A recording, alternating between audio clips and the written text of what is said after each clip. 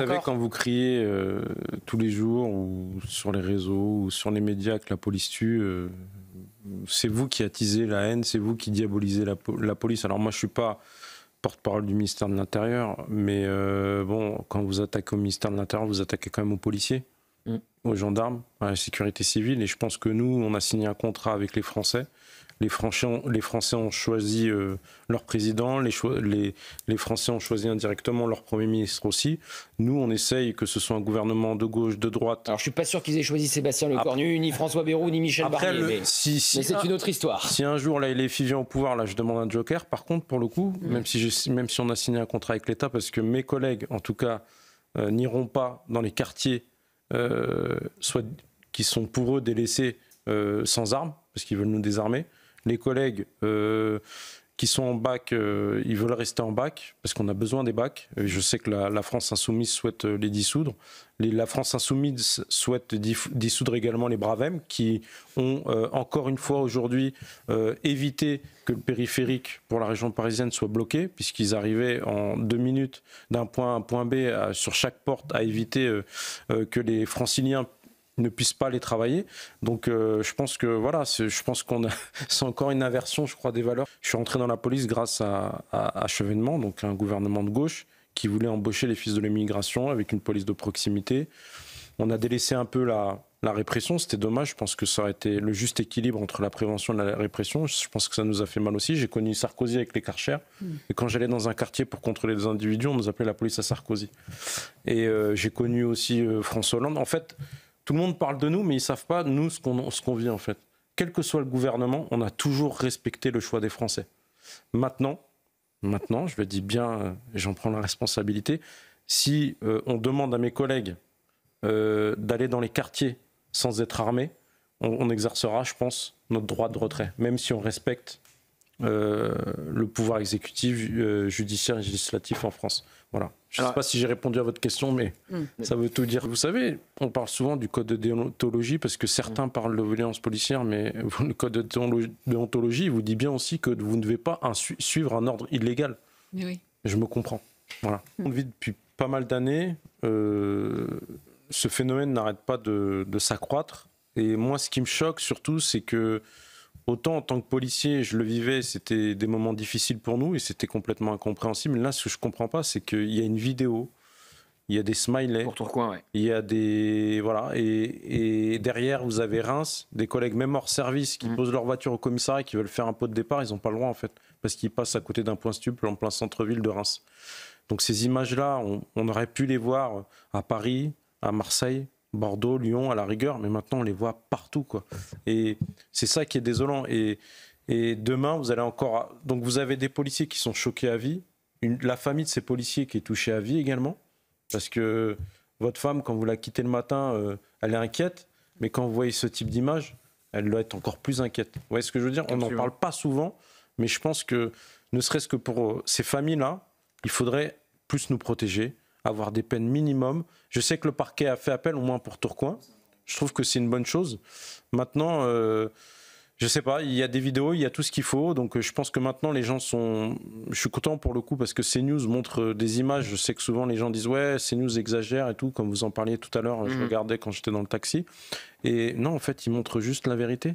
C'est triste à dire, mais vis ma vie de policier, quoi. Tout simplement. La liberté d'expression comme la protection des Français. Voilà, les gens n'hésitent plus maintenant, les délinquants ou les gens violents n'hésitent plus à s'attaquer soit aux forces de l'ordre, soit à tous les médias. Il n'y a plus aucun respect pour l'information, il n'y a plus aucun respect pour l'autorité de l'État. Et c'est malheureux, mais c'est le constat qu'on fait actuellement. Est-ce que on ne peut pas changer les choses aussi par rapport à soi et dire que les journalistes ont une mission de service public ? Si je puis dire, parce que quand vous portez atteinte une personne de manière violente à une personne investie d'une mission de service public, vous avez des circonstances aggravantes aussi. Donc je pense que ce serait peut-être une chose intéressante, une piste intéressante à étudier. Mais bon, c'est vrai que je l'ai vu à la Courneuve aussi. Si vous vous souvenez, l'année dernière, quand il y a eu ce refus d'obtempérer avec un décès, j'avais les journalistes de CNews et d'autres chaînes. Et les journalistes de chez News étaient... j'avais vu un groupe de jeunes, ils voulaient les... Si je puis le dire, ils voulaient se les faire. Ah oui, d'accord. Ouais. Mais en fait, le problème, c'est que dans cette société-là, et c'est pour ça que le politique il a sa responsabilité aussi, je pense, c'est diaboliser la police, diaboliser CNews. Voilà, le résultat, il est là. Il est devant vos yeux, tout simplement, ces images-là. Je ne sais pas comment la future génération, parce que moi, je suis plus sur la fin que sur le début. Non, mais professionnellement. Vous rigolez, je suis rentré en 98, il ne me reste pas vraiment longtemps à faire. Mais c'est vrai que vous faites plus jeune. Ouais, non, mais ça c'est parce que je m'entretiens. Mais ce que je veux dire, c'est qu'en 98, quand je suis entré dans la police, honnêtement, jeune de banlieue, mes parents sont arrivés du Maroc, ils n'ont pas eu le choix, il fallait de la main d'œuvre en France, sinon ils se faisaient virer de leur boulot.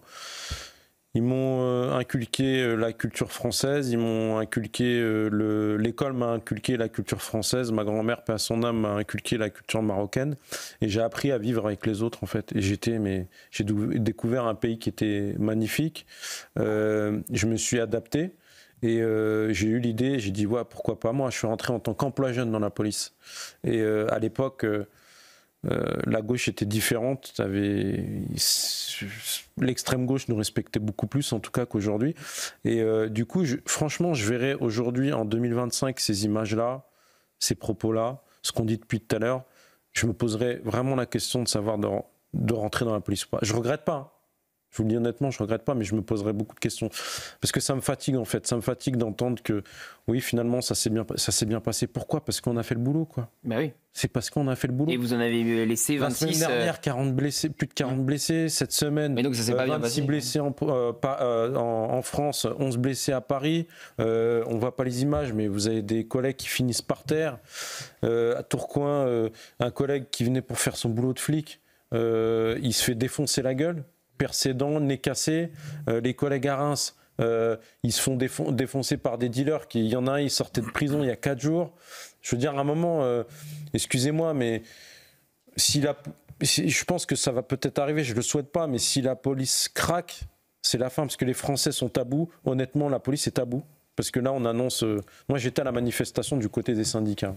Je ne me cache pas, parce que je pense que c'est la moindre des choses que nous, en tant que fonctionnaire d'État, on nous préserve nos acquis, d'accord ? Alors ça va peut-être choquer, mais quand je suis rentré dans la police, je devais partir beaucoup plus tôt à la retraite. Aujourd'hui, je dois partir beaucoup plus tard à la retraite. Il vous reste combien de temps ? Moi, il me reste, si je veux être à taux plein, il me reste 10 ans maximum. Et vous partez à quel âge à la retraite ? Normalement, entre 57 et 59. 57 et 59. Oui. Après, excusez-moi, mais je sais que ça fait sourire les gens, mais un boulot... Ah bah non, c'est normal, non, mais bien sûr. Un boulot, vous vous faites... Vous pouvez pas faire ça à 64 ans. Hein. Un boulot, vous vous faites insulter 5 fois par jour, vous vous roulez par terre 5 fois par jour, parce que les gens, vous voyez pas un dixième de ce qu'on vit, Gauthier. Là, les gens, ils vous disent que c'est nous, ils montrent les trucs. Si vous venez avec nous, je vais rester correct, je vais pas m'emballer, même s'il est un peu tard. Je le dis toujours. Et les filles, les députés, les filles, franchement, je le pense. Hein. Les députés, les filles, les députés écologistes, franchement, je les invite. Ils signent une décharge et je m'engage à tout faire pour qu'ils viennent patrouiller avec nous.